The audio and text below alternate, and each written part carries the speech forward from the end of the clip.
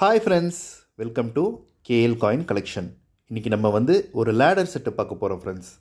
Ladder set அப்படின்னா 1 2 3 4 5 6, அதாவது அடுத்தடுத்த நம்பர்ஸ் கண்டினியூஸாக வந்தால் அது லேடர் நம்பர் அப்படின்னு சொல்லுவோம் ஃப்ரெண்ட்ஸ். இங்கே பார்த்தீங்கன்னா 5 ருபீஸ் 1 2 3 4 5 6. அதோட பேக் சைட் பார்த்தீங்கன்னா டிராக்டர் ஓல்டு 5 ருபீஸ்.